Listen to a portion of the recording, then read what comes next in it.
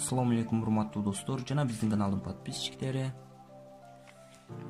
Каналыбызга катталып подписаться кнопкасын басып кетиңиздер жана бул видео ссылкасын досторуңуздар менен бөлүшүп коюңуздар. Төмөнкүдөй маселе берилиптир. Y барабар синус x косинус x функциясынын туундусун тапкыла деген. Бул функциянын туундусун табуубуз үчүн эки нерсени билишибиз керек. Синус x'тан туунду алсак, косинус x болот. Косинус x'тан туунду алсак,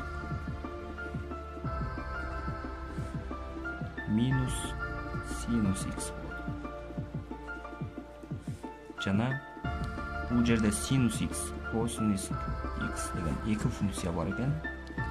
Анда u эки функциянын көбөйтүүсүнөн туунду алсак, анда биринчи функциядан туунду алабыз алгач, экинчи функциянын өзүнүн жазабыз, ортосуна плюс кылып, биринчи функциянын өзүнүн жазып, экинчи функциядан туунду алабыз. Мына ушул эрежени пайдаланып,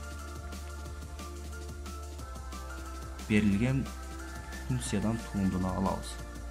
Анда чыгарсак, y барабар y штрих синус x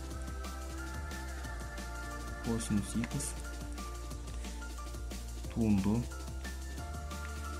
синус x'тин туундусу косинус x болот.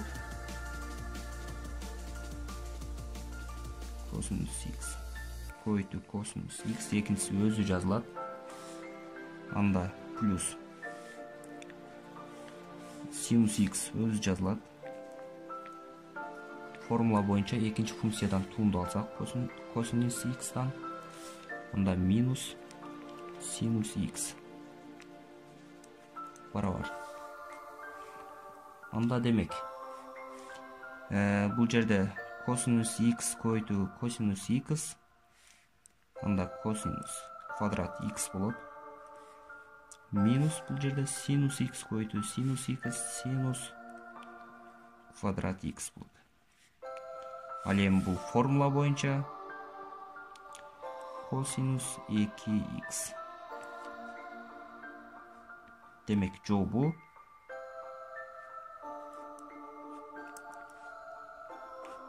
y штрих барабар косинус 2x.